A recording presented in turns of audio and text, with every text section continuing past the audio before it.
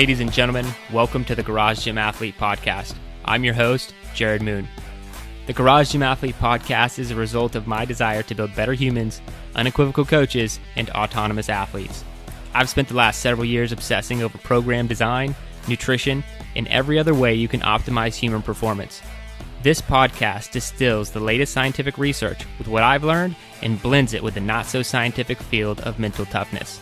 We are here to build you into a dangerously effective athlete.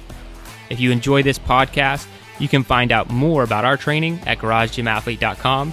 And if you want to pursue more into the field of coaching and programming, head to endof3fitness.com. Thanks for listening.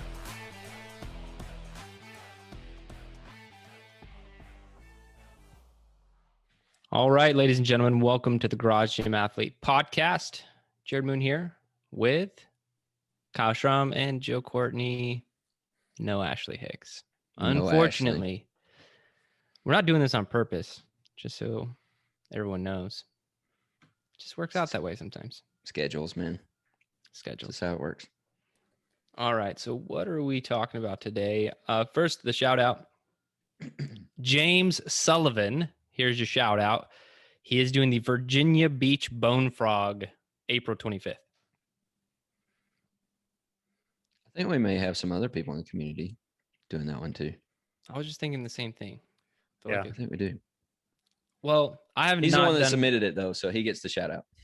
Are you guys familiar with Bone Frog, like in general? I've had to look it up a few times. I know the premise behind it too, but also I had to look more into detail. It's what I think of a non-muddy smart Spartan, which is kind of my jam because the mud on Spartan is just annoying. It's not really an obstacle. Well, and I mentioned before the podcast, we're going to try and rehash this conversation now. Now that said so many secrets before we started recording. Well, what's funny is we were talking about doing an event. This is all we've talked about. A lot of things pre-COVID, like a documentary and events, and then all these things that involve meeting other human beings in person just don't really work out that well during a pandemic. But that seems to be whatever. Maybe that'll go away soon. So we can get back to our events. And we were hashing out what our event would be. And it's officially going to be called Moderate Load Long Distance, where you just carry a 30-pound sandbag for 12 hours. And I was letting them, Joe and Kyle, know that you don't, all we set up for you at the beginning is a sandbag and the start. And Joe, this was Joe's idea, just for I'm sorry. we remove everybody's watch and heart rate monitor, so you can't track anything. You don't know how long you're going. We start at like 6 a.m. and you just carry this moderate load for as long as you can. And really the only way you know to stop is if it starts getting dark outside. We're not going to tell you when to stop. Who's interested, right? We blow a horn at the start line, and if you hear it, you hear it. If you don't, you don't. Yeah, you could be several miles away. The chance of you hearing it are not good, but we will have a really robust liability waiver that you have to sign ahead of time. Can't sue us for anything. But at least I I love it. Get a house or something, and like everybody just kind of hangs out and stays in the same place. So if you find your way back, you got to find your way back. But yeah, and then if you get lost or hurt, I'm going to pretend like we didn't even do the event. I don't know you. Yeah, we'll just all pretend like we don't even know what you're talking about. There's no hanging out at the house after. Like by the time you guys get back, we're gone. Like, and there's no evidence that we were ever there. This is sounding like a robbery. What in the world were you guys doing walking in the woods with sandbags? Where did these sandbags even come from? You know how like Airbnb, the checkout is like typically like 10 a.m. or 11 a.m. or something like that. We're just going to have people show up in the morning at like 8 a.m. on the day that we were checking out of the Airbnb and just be gone. So we left at 9 a.m. guys. Like we checked out and they show up to the house and someone else is staying in it. So our events are getting, I think everyone's going to come, especially how we've briefed it now. Yep. All right. So other than talking about random things like that, the study we're going to get into today is monitoring training volume through maximal number of repetitions or velocity-based approach. We have a fun topic about exercise selection that Joe is going to You inspired me. Yeah, Joe's gonna cover, and then the workout is Plank You, Tyler. Yeah, when I've been looking forward to getting this one out to the world, and it is Tyler's fault. We'll talk about all that when we brief it. But yeah, let's get into the study. So as I mentioned, Are doing updates? We're not doing updates this time. no, we talked a lot about sandbags and stuff. Okay. Cool. Study It's time. Fun. Wait, Joe, I know you said you had a lot of updates. So if you have one, let's go. Well, it's relevant because it's coming up several times. But they got rid of the mask rule at the gym now, so I can go back to the gym again. Nice. That's huge. Today is saved. I can That's a work big out deal. again. You can start training again. That's Yes, awesome. I can go lift He weights hasn't, again. he hasn't trained for weeks. Yeah, I've just been walking around aimlessly doing some runs. Well, once you get, your own gym back, like my gym doesn't have any rules about masks. Never did. Either. Pants, anything. Or pants. There are no pants rules. Nope. 14 months. 14 or 15 months. Yeah, that's when we can start the Garage Gym Athlete documentary officially, by the way, when Joe gets Yes. back. We've started this plan since 2018. I even So, had the cameraman lined up and stuff. We were pretty good. We were into it. we had a route that we were starting to plan. Yeah. Anyway. All right. All right. Study. Kyle, what's your update? I've got kind of a big one today. I'm glad I Day didn't of- skip over these. Yeah, I know. Today, day of recording marks 4 years that I've been with End of 3 Fitness. That's crazy. Yep, That just time flies. it does. Like sometimes, like I don't even realize how long Joe's been around, and he mentions things that he's been here for, and I'm like, wow, Joe was here before Garage Gym Athlete started. Yeah. That Free blows my team mind. builder. It was one of those, hey, look what I found. Let's see if this will work. Well, I do apologize that I'm not better about knowing these things. So glad you've been around for 4 years, Kyle. Yeah, it's It's obviously been awesome to have you on both good to be sides as here. an athlete and as a coach. Yep. So small update. I'm on the Mac today. Oh, hey, you look How's it the going? same. I figured it out. We're good to go. Last time I wasn't on the Mac, even though I had the Mac, I figured out how to make it work. So everything's working now on the Mac today. Fantastic. On the 4-year anniversary. Got the new computer. We're good to go. Very good. Macs last a long time. Like how long did you have your PC? I probably had it 4 years. Okay. Because the laptop I still have is from 2014. So that's 7 years. That was mine. But I mean, I could get a new one, but I'm just like, now I have to, I'm getting too into the weeds. I don't want Let's to take it to failure, man. Yeah. Just to see how long it Speaking of goes. failure, Which is kind of what we're talking about today. And so my only update is if you hear any, listen, really try and listen to the background noise of the podcast, specifically when I'm talking, you might hear deet, deet, deet, like things like that. There's a lot of construction going on at my house right now as we speak. Hey, if we get super unlucky, they may even cut the line to the internet. That's happened before. So it's good news though. This is not a complaint because that means we're making progress on EO3 HQ official. Can you guys hear it? No. Dang. I did at Really? one point earlier on. Okay. but Well, listen for it and listeners too. But everyone just knows what's going on if you hear it. So that is good news is they're making a lot of progress and they're moving quickly. So I'm hoping everything gets done soon. All right. Well, now we get into the study. Everyone good? We're good. All right. So again, the name of the study, monitoring training volume through maximum numbers of repetitions or velocity-based approach. This was done in 2020.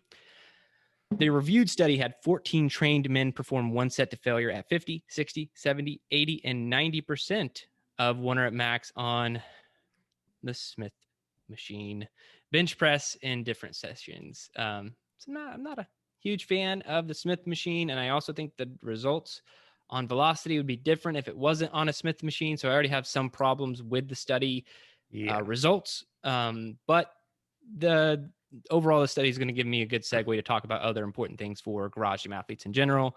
So I'm going to focus most of my time there. But reps performed, velocity loss, and fastest and last rep velocity were evaluated in each session. Findings showed a large inter-individual variation in reps performed, velocity loss, and fastest rep velocity at each percentage of 1 rep max. However, last rep velocity was similar between the different percentages tested. That's about it, other than the subject. So, it's 14 men with at least 2 years of bench press experience completed the study. They didn't say if these people had Smith machine bench press experience or just raw free weight bench press. But yeah, so we're going to talk about this. The big overview of the study, our big idea is just we talk about different strength methods, lifting different loads. We program percentages. We talk about lifting fast and not just always lifting. Like we talk about how you lift and how that's important. So those are some of the things I want to talk about. But first, from you guys, did you pull anything from the study you found interesting or intriguing? The fact that they were trying to calculate load based off of velocity, I think that's how they were doing it, was kind of cool to me. I think in the past we've talked about self-selected sets, and it's been mentioned before that once you're being less dynamic or your velocity feels like you're slowing down, it's usually when your form breaks down, that's when you cut off your sets. So this is like they're actually measuring the velocity here and then showing that, okay, at 70% when they reached failure, the velocity matched the same velocity of when they were reaching failure at 90% and 50%. So that was pretty cool to me. It's not exactly something that people can measure on their own usually. There's the apps are going to be growing more and more as technology does for seeing velocity and bar speed. But as of right now, it's, I guess, if you're have access to it, it'd be really, really cool. And for study purposes, how they use it, I thought that was interesting. Yeah, absolutely. I think this one's a doozy. This study's it's a bit hard to understand, but I think the thing that I took away from it was it kind of reinforces why we program percentages in our programming instead of programming like set loads. And so instead of having a load in there, like everybody has to do this at 135 or something like that, we put it at, you need to do this at 65% of your 1 rep max. And this is why we're constantly retesting and all those things to get updated numbers and things like that. Because what it showed, exactly what Joe said, was that the last rep velocity, whether they were at 50% of their 1 rep max or 90% of their 1 rep max, the last rep velocity was basically the same. And so it's kind of like if you're taking it to failure, like your last rep is going to be, it's going to have the same velocity no matter what your percentage is. And so to me, that means that it doesn't matter what weight is on the bar, at the percentage of your 1 rep max, whatever your percentage is, whatever the weight is at your percentage, you're going to be getting the same results as somebody else at that same percentage, no matter what the weight is on the bar. And so that's kind of what I took away from it. And that just kind of reinforces why we do that, why we do percentages instead of weight prescriptions. And so that's, and at the same time, you can expect to hit the same number of reps. Like if you're doing 70%, you can expect to hit pretty much the same, pretty close to the same number of reps in a set as the next guy, even if he's doing a different weight. If you're both doing 70%, you can expect to kind of hit the same number of reps and get the same result, the same stimulus and all those kind of types of things. And so to me, that's kind of what it just reinforced why we program the way that we do. Yeah, I'm in agreement with that as well, Kyle. I think it was a good reinforcement of that. And, something that we teach in our coaching course is, there's the art and science of all this, right? There's and in our programming, we try and stick to the science as much as possible. And so like how we execute this, if I had to just give you like a very practical application, how this is executed at Garage Gym Athlete, the science side of this is we select exercise selection, load, percentage based off of science. So here's what the science says: this given load at this given percent, given this many reps, this many sets, should induce this kind of response, whether that's a strength gain, muscle growth, whatever. We stick to the science there. And then where the art comes into play is, I would say, more in the athlete brief. and these are super important. So this is like me telling you to watch the athlete brief if you're not watching the athlete brief in our programming, because in the athlete brief, I might give you a little nugget or tip in execution of that exercise that's very important, where what Kyle's talking about is like where the individualization becomes a little bit more important. And so that's kind of my takeaway. We're going to use all the different strength methods in our programming. And whether that's dynamic, whether that's sub max effort, max effort, we're going to use all of them. But what I wrote here in my notes is that like percentage-based lifting is like the GPS in your car.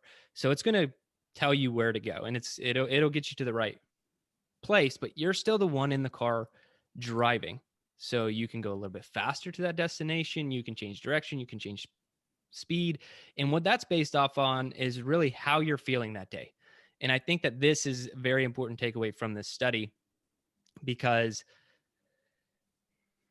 and I go over this in the coaching course, if you wake up today and you had 4 hours of sleep, maybe you have a new kid or a new cat, something keeping you up, whatever, at night, right? And you're just not feeling it that day. There's no reason to, and I'm telling you to go lift at 80%. You're probably not going to be able to hit that 80%. 80% is a fictitious number. Like there is no real 80%. There's only 80% off of what you were tested on that given day. So if when I had you test 100%, a 1 rep max, and you felt amazing that day and you're like, man, I crushed it, I hit a PR and all that stuff, you have to take into account what you ate, how you slept, how you're feeling, what your stress levels are like, what's going on in your personal life. All these things factor in to that 1 rep max. And these are the things that people forget. Human beings are not robots. We're not even close. We actually suck really bad. We try to be robots because our world is so computer based, but we try to pretend like we're robots all the damn time with our nutrition and training, but we're just not. And so when I had like a nearly perfect day, when I'm talking about sleep, stress, recovery, and everything, things are awesome. But then I'm very aware now when I go, if I'm like, hey, I'm super stressed out, I got very little sleep, my nutrition was crap yesterday, I have no expectation of doing well at 90% effort on anything that day. Other people who don't have that kind of experience or level of thinking, they're going to get just frustrated with themselves that they can't do something. And so I think that's the biggest thing that people need to realize, is that your effort matters, your intent matters more than the execution of the programming. So we're going to program under the scientific conditions of what we think you should do, and then you need to do your best of your ability within your parameters for that day. So how you're feeling and whatever it is, because we've also covered studies where on velocity, where the actual speed didn't matter. It's whether or not you thought you were moving fast. Do you guys remember when we did that one? Mm-hmm. Where it's like, oh yeah, it doesn't, the actual velocity didn't matter that much. And this one is, they're drawing conclusion on what the velocity was. They're not really telling you what that means. And so it takes another study like we covered in one of our other podcasts to put it in perspective, to be like, oh, velocity doesn't matter that much. It matters how you feel about your velocity. And I know that sounds weird, but the ultimate best way to execute these things, or in a gym training situation, would be to have Joe or Kyle or myself in your garage with you, telling you lift faster, try harder. And then like we could watch you lift and we could adjust your weights based off of that. But we don't have that ability to do that with you. And that'd be very expensive coaching if I was to come to your garage, right? For any one of us to be there, especially if Joe has to fly from Bahrain to your home in Oklahoma or whatever. That'd be an expensive coaching session. Well, really, we could just patent our own workout clock, because everybody's asking about workout timers. We could just patent our own workout clock, and then like just randomly throughout the workout that you're doing, it's just our voice on like a soundtrack saying, "Go faster, do better. What are you doing? Stop resting." Yeah, we can that would be awesome, especially if it was like not timed well at all. Yeah. Like they're resting and we're like telling them to go faster. You told me to rest here. What are you doing? This doesn't go based off of programming at all. So you kind of have to be your own coach in execution. We're your programmers, and there are opportunities for us to be your coaches as well. But I'm talking about in the actual execution of a training session, you need to look at yourself as your coach and take into the account things that are going on in your life, how you're feeling, and all that stuff. That was my takeaway. That's not really necessarily what the study is about, but I really feel like they didn't have big conclusions that were Right. super applicable for garage gym athletes. So that's what I wanted to talk about for garage gym athletes, because this just kind of proves that they mentioned the last set being similar across all different 1 rep maxes, and that just I'm either torn on that's because the Smith machine sucks, or people are trying harder and putting more effort into, because it's the last set. Like everyone does that. I mean, you guys do that in like a conditioning workout. It's like, that's the last set. Okay, I'm going to go hard, right? Like people do that. And so you need to kind of be your own coach on a set to set basis too. Yeah, I definitely need to get better at that. Trying hard on the last one. You don't do that? Oh no, I try hard on the last one, but I need to try hard ones. Maybe the ones before that. He saves everything for the last one so he can try hard on the last one. Yeah, if you look at any of my intervals or things, like I did one of your BCT workouts. It was I think it was the mile repeats, and my mile graph goes like there's a bell curve to it. Like I slow down. The middle one is usually my worst one, and then it's either the middle of the first one or it was my worst one. But then I kind of got faster toward the end. So you're saving yourself. You save yourself too much. A little bit. Yeah. Kyle, where do you fall on the spectrum? I'd love to know. Oh, I don't know. I typically finish. I typically do something similar. I'm not super far off in the middle, but I'll find like I'm kind of slower in the beginning, and I might slow down a little bit in the middle, but I'll always get faster at the end. I'm always pushing it harder at the end just to get it over with. But yeah, I think that's relatively normal. Like go a little bit faster, but that sustainability and repeatability, we harp on it, or I do personally in almost all of my briefs, is you don't want any gas left in the tank, depending on the programming, right? You want to try, and each set should be an effort that's going to move you forward, and not necessarily one set at the end that was the real trying.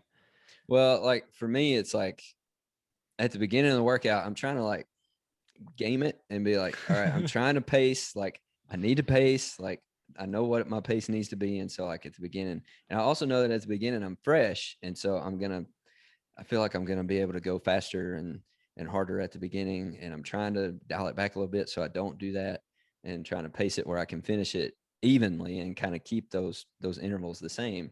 And then it always winds up, I don't know, I go out a little bit too hot, and in the middle it starts catching up to me. And then at the end I'm like, well, I really got to give it everything so I can finish it. And I wind up finishing a little bit faster. So my worst one's always my first one. So is mine. I think I'm still feeling it out and warming up. Like it takes me a while to warm up, but if not, then I think I'm just feeling it out, like the interval. And I'm like, you know what? I think I see what that pace was, but I think I can go more. And it's usually always more. And yeah. Well, see, and that's kind of what we're talking about with this individualized set, like to the day, as opposed to, because if I gave you mile repeats and you know what your mile time is, and I say go at like 90% of whatever your fastest mile is, that's great. That's the science, right? Like that's the science part of it. But if you run your first mile and you're like, not happening today, then you just know like that something's off. And so you're like, no, I can probably even go faster than that. So then you can adjust, right? So I feel like that's what you're naturally doing. Both of us with that slow first one is we're kind of feeling what we're up to that day. I've even started with, I don't do this if the intervals are long, like a mile, but if it's like shorter, I'll do the first one at a intentional like 70 or 80% and not even count it in the intervals, because of how just I always know that first one's going to suck. So I try to get the first one out of the way as like a warm up after the warm up.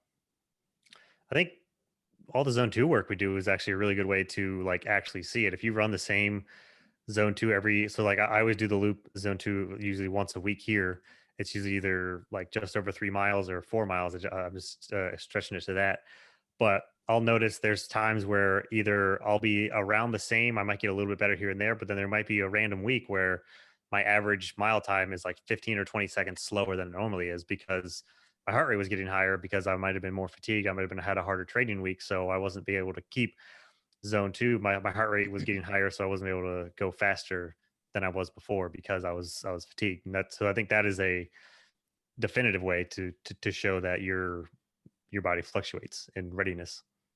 Yeah, zone 2 is different. Like I pretty much know like what my pace is and all that for zone 2, and I can have a reasonable expectation of how I need to perform in the zone 2, and I can pretty much keep everything similar, like keep that sustainability and repeatability for zone 2. That's a little bit different. But if I'm talking about like trying to do something for time or trying to do something faster, something in zone 3 or zone 4, then I'm still working on trying to keep them consistent.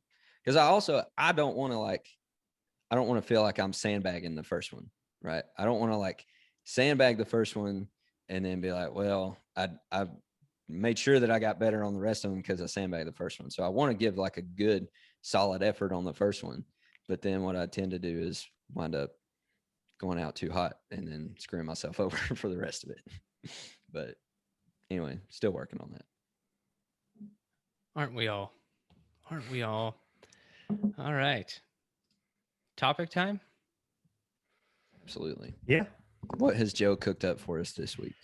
So Jerred had some fun with the Meet Yourself Saturday once. I was like, okay, well, if we're picking things, let's pick workout exercises or things you might do. So this one is, I don't really want to frame it as if you do, these exercises for the rest of your life, because this is just very narrow. But if you wanted to create the simplest routine that you had to stick with for like a month, or give to somebody saying, hey, you're only going to pick one exercise to do with the barbell, one exercise to do with the kettlebell, one body weight exercise, and one cardio or conditioning domain, equipment, rower, running bike, and something like that. You only get to pick one of each for what you would do. So the simplest of simple programs, you only pick one of each movement. So real quick, there's a very big distinction I need to make in what you just briefed. Okay. You said I'm either giving it to someone else or doing it myself, because my answers change quite a bit if it's I'm doing the program or I'm giving the program to somebody. Yep.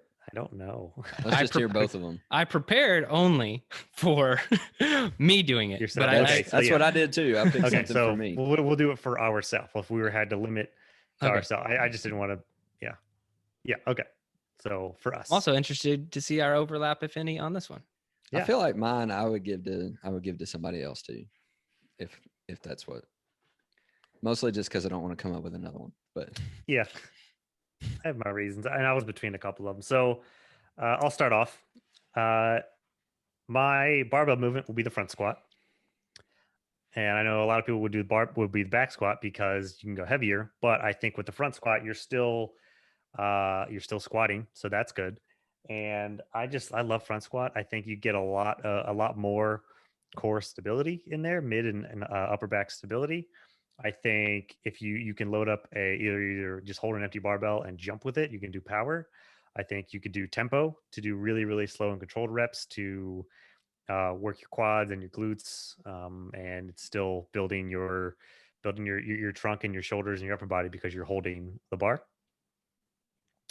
Kettlebell, I went with kettlebell press because you got to have some kind of press, and pressing with the kettlebell is you can work a lot of stability in just doing a one-arm press, because I knew I had to have some sort of balance. Body weight movement will be the lunge.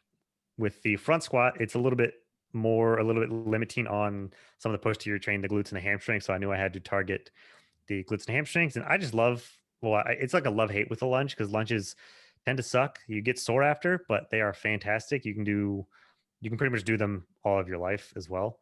But they just, so much stability and goodness comes from the lunge. And then ending with, I'm almost sad about it because it's almost like nowadays the last one I pick, but rowing. I think rowing can have some of the widest range of things that you could do with it. Sure, you can run. It's like you just picked a vegetable that you don't like. Yeah. You're like, I know I need to eat it, but damn it, I don't want to. I like running a lot, but I think rowing, if you were to like crank up the damper, work on power with rowing, it can suck for intervals. Come summertime when it's oven hot here, I'm going to be rowing a lot. I'm not going to be running. What was your kettlebell movement? I feel like I missed it. Kettlebell press. Kettlebell press. Okay. And I was in between. So the only ones that I was really hemming and hawing of were my kettlebell and my body weight, because I knew I had to get an upper body movement, and I knew I wanted to and balance out that way. So my my plan B or whatever, my backup was to be a kettlebell snatch and pull-ups, because I think pulling and pull-ups is a fantastic skill to have and do and to work. But I just really wanted lunge in there because I needed to get more posterior chain. Good options. All right, I Kyle. think the explanations help the listeners most get into our Yeah, brains. I wanted to make sure it wasn't just like I love squatting to this, but I just think, front squat, if you can just tempo it to do a front rack hold, and there's your core. All right, Kyle, what you I got? may have had one. Yeah, I have one overlap with you. I'll reveal it once I get to mine. See if I have any overlap with Kyle. Did you have any overlap with Joe? I did not. All Nope. right. All right. No Here we overlap go. with Joe. Not yet. Swoop. Good stuff. Joe and I are doing completely different things. I would agree with the front squat. I like that better than the back squat as well. If you're only going to do one barbell, if you're only going to do one squat, then do the front squat. I think I like. But that's not what you picked. That's not what I picked. Okay. That's not what I picked. I picked. He's deadlifting. I picked the deadlift for the barbell, of course. That's mainly because it's my favorite barbell movement. And I was programming for me. I didn't know I was programming for other people. So I'm programming for me. I'm picking the deadlift. The deadlift is going to work the upper back. It's going to work the glutes. It's going to work all that good stuff in your legs. I like training legs. All that good stuff in your better legs. than I like training legs better than training upper body. So Yeah. I focused more on the lower body. So I picked the deadlift, and then I picked the kettlebell swing because the kettlebell swing is going to work your lower back. So the deadlift works your upper back. Kettlebell swing works your lower back. They're both working your legs, all that good stuff in your legs. They're both working all of that. Lots of the good stuff getting worked out. All the good stuff. Nice, good leg burn with those two. You can also, like kettlebell swings, you can change how dynamic you want to be with the swings. Like you can take them nice and slow, or you can do them for time. You can change the weights and all those kinds of things. I think they're pretty versatile. The body weight, I went with push-ups because I got to get some upper body work in there. So all the good stuff in your upper body is getting worked with the push-ups. And then I picked running just because it's the simplest one. You don't need a machine for it. You can just go. And even though I don't like running and I think it's high impact, I like the rowing because it's lower impact than running is, but I just felt like I was trying to keep it simple as well as far as equipment. And so I already needed a barbell and a kettlebell to do what I was doing. So I didn't want to have another implement that I had to have. And so I just picked running because it was the simplest one. And so many different things you can do with running as well. Different kinds of intervals, different distances. You can do zone 2. You can do all the different energy system work. You can do all of that. So it's super versatile and the simplest to pull off. One overlap with you and one overlap with Joe. Almost. If Ashley was here, I'm sure I'd only have one unique movement. All right. So my barbell movement, if I had to pick for training for like a month or whatever, I also didn't know the time frame because you didn't put that in there. I was thinking longer. Let's say a year. Okay. So that's what I was going through in my head. You didn't say for the rest of your life. You said whatever. Anyway, this may be surprising. I would pick the clean, squat clean. That was because like B to me. Yeah. And it's because and this is why I said it'd be different. The reason we don't program a lot of cleans is not because I feel like the cleans are a crappy exercise. We just get all the benefits by programming other things. And I think cleans are very hard to execute with novice lifters. So that's why we don't program a lot of cleans. Personally, I've had a lot of individualized coaching and have practiced quite a bit the clean. So I feel comfortable doing the clean. So I would choose the barbell clean. And so just the clean, full squat clean, no jerk, not the clean and jerk. I don't like the jerk part. Don't need the jerk part. Don't want the jerk part. Don't want to be a jerk. Don't want to be a jerk. So just the clean. That way I can, I get a lot of the benefits of the deadlift. Yep. I get all the benefits of the front squat, and I get explosive. So I just beat you both in my selection. Yeah. So I That's do why think it's like a really strong consideration for me. But I just wanted to have So something did you that I could heavy. technically overlap with both of us on that one? Kind of. the Me reasoning plus- behind the selection, yes. You plus me equals him. Yeah. So it would be Well, the that's clean, just life, Joe. but the downside of the clean, and probably why Joe didn't select it, is you can't go as heavy, right? Like for most people can't. Most people can't go as heavy as they could their front squat. But when I was doing a lot of cleans, I think my clean got up to like 305 or 315 or something like that, which is, if I got back to those numbers, I wouldn't really need to ever do more than that.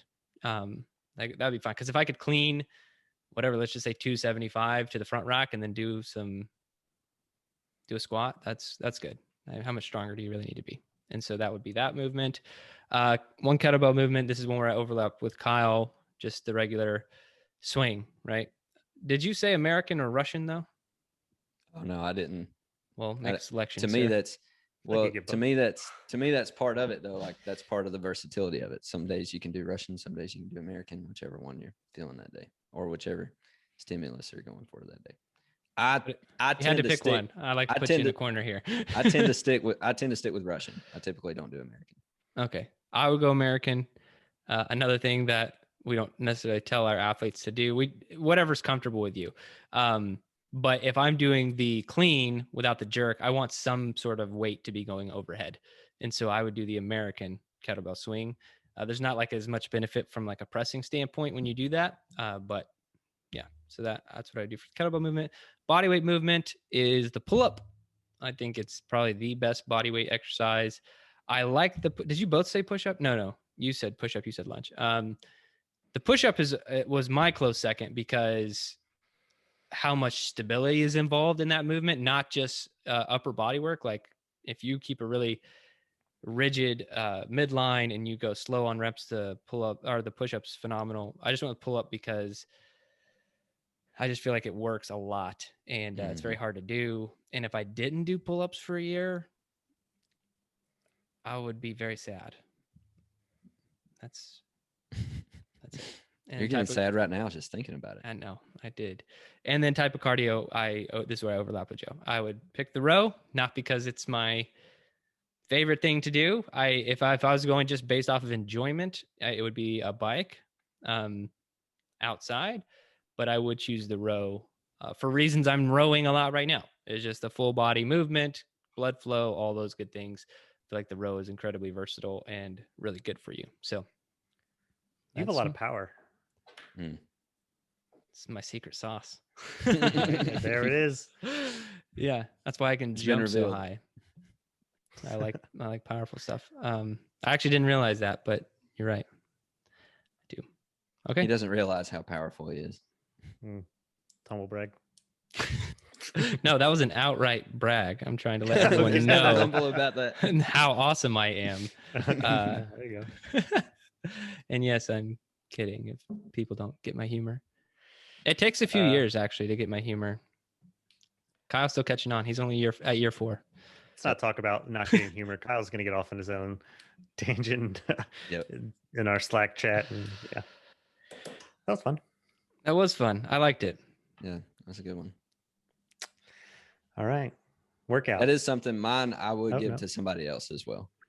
The only thing I wouldn't give to someone else is the clean. And that's why I wanted to, if I had to pick an exercise for somebody else, like if say this was just like a random program we had put together for 6 months in Garage Gym Athlete, and I wasn't aware of the athlete's ability on the clean, then I wouldn't program the clean. I probably would pick, it's either going to be front squat or thruster, to be honest. And thruster's crappy, but I'm not the one doing it. So it's okay to program some crappy for someone else. But the thruster has a lot of the reasons I picked the clean. It just doesn't have the deadlift portion, right? I just want all the hard to kill athletes out there to know that part. You know, he programs a lot of crappy stuff, but he's on BCT. He's not the one doing it. I wouldn't say BCT is easy though. The stuff we're doing on BCT is there's plenty of torture there. Yeah. I try and throw in some of y'all's running workouts. Well, and this is just to me, this isn't like a statement of fact. Some of the stuff that we do on BCT on a rower, I feel is worse like much worse, because when I'm running like an interval, unless it's on the track specifically, I feel like there's a lot of leeway in my effort. Like I do keep things sustainable and repeatable, but you're just, let's say it's a 2-mile run, right? You give your best effort for 2 miles. This isn't like it's not an interval sustainable and repeatable, but 2 miles on the rower, it's just a little bit crappier because you have the little computer staring at you in the face. So when you even get like 2 seconds slower or a little bit faster. So I hate always knowing, I guess. It makes it a little bit more challenging for me. Well, that's the thing too. Like for running, it's completely different. For me, if I'm going to go to a track, the outcome is going to be a little bit different on a track than it is if I'm just running on the street, because I live in a very hilly place. It's a lot of elevation change, things like that. And so I just know if I'm doing like a max effort 2-mile run, if I'm running it at a track, it's going to be different than if I'm running it on the street. That's just how it's going to be. Because your splits, right? Yeah. Right. And so, and I know what I can reasonably expect. But on a rower, it's like the rower is sitting there. There's no elevation change. Like it's there. And so just every time you do the row, this is what you need to hit to be the same or to see progress. And so it's just more consistent. If I had a rower, I would use a rower. Maybe I'll play that game again where I buy equipment for people and I'm just going to say rower every time until you buy another one. And I guess rower.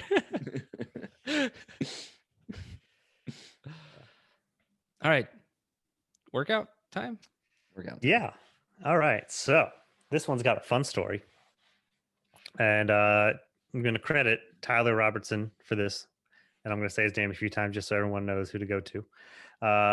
This is also the first Meet Yourself Saturday where you guys will get the kind of quote live origin story of the workout.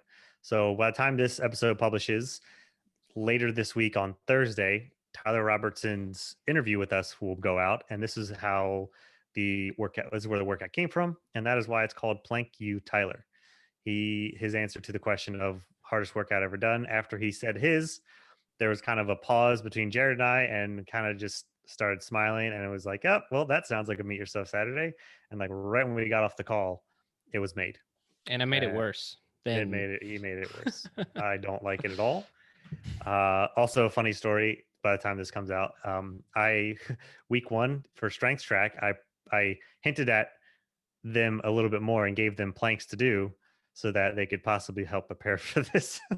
You're trying to prep your athletes. What a nice. You're welcome, strength track. Nice guy. I gave you a warning, kind of. So Plank You Tyler is a 10-minute plank. You will accumulate 10 minutes in the plank. But anytime you have to break and rest, whatever, you will run a mile and do 50 hand release push-ups. And apparently Jerred wants competitors to wear a vest.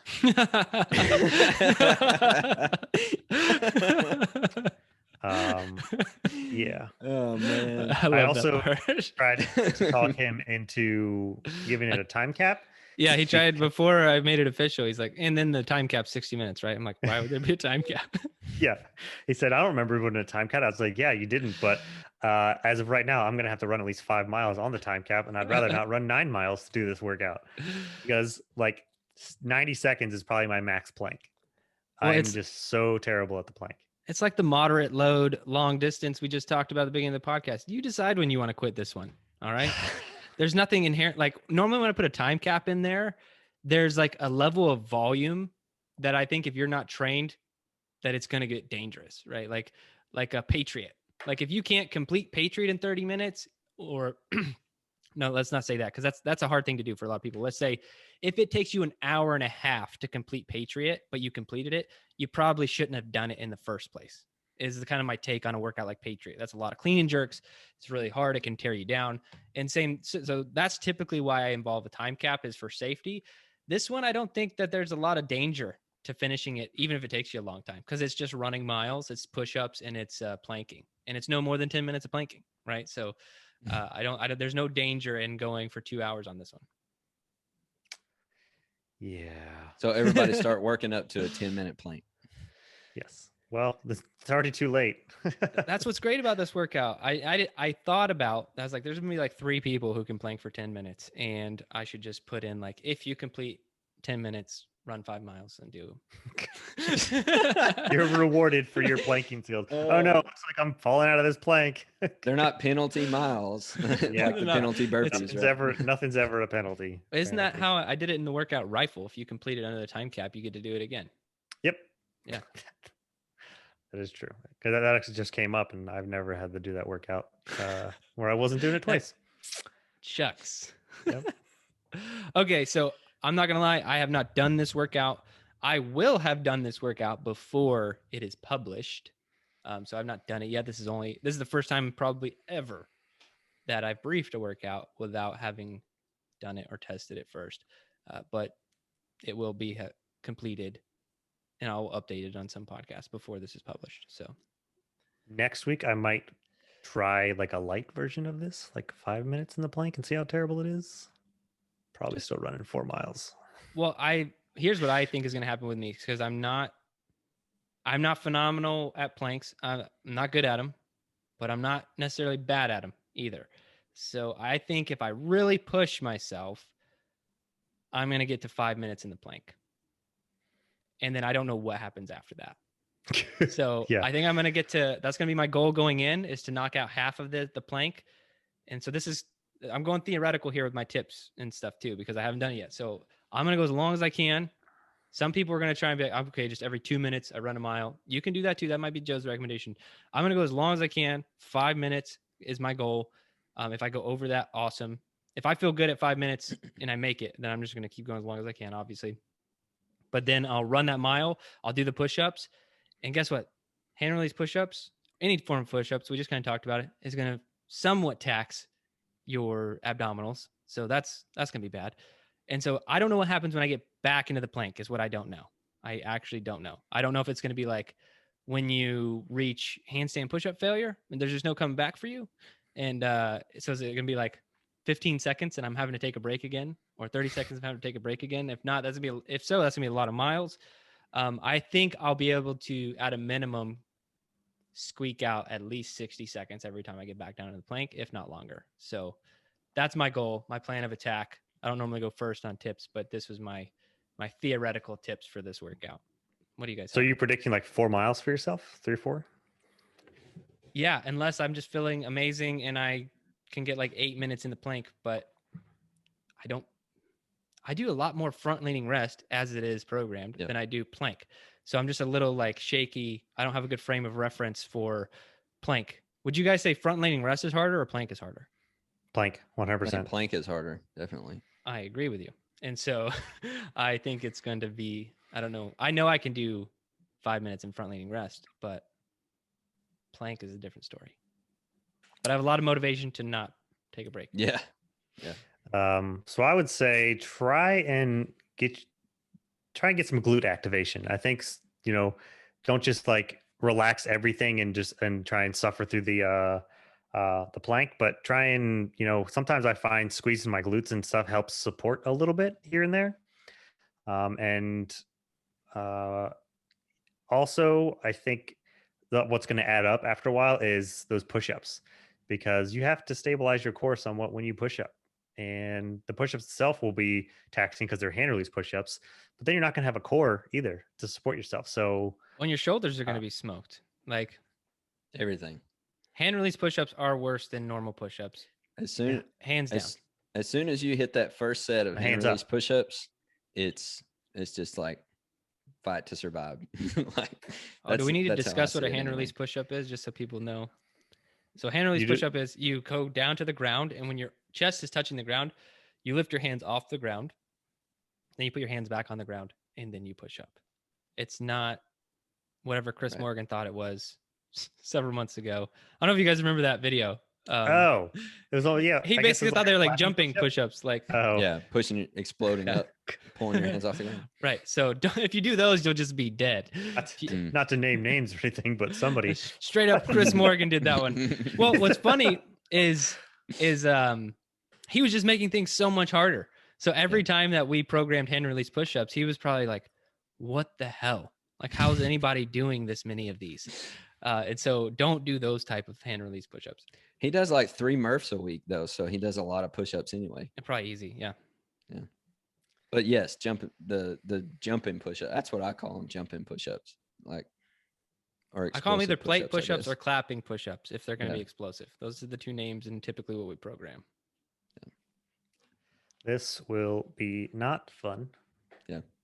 I think my method is going to be similar to Jerred's. I'm going to try to knock out as much of it on the front end as I possibly can. Just stay in the plank for as long as I can, and then after that, we'll see what happens. Let's talk miles. How are you guys going to run the miles? You going to pace, slow, ultra recovery, zone 2 style mile, or are you going to go fast? I think I'd probably stay at top of math 2, which is like right borderline of 80% for me. So I'm not going to blow it out too fast, but you got to recover your abs somehow. I don't think it's going to recover that much on a run, but I don't need my abs that much on a run. Yeah, I mean, I'm not gonna totally gas myself. It's not gonna be 100% max effort on the mile, but I'm not gonna take 30 minutes to do a mile either. I mean, it'll be good, solid, sustainable pace to get it over with. And here's the really funny part. I mentioned none of us have done it yet. If you see a different workout written than what we just briefed, it's because it took me 3.5 hours and I decided no one else should do it.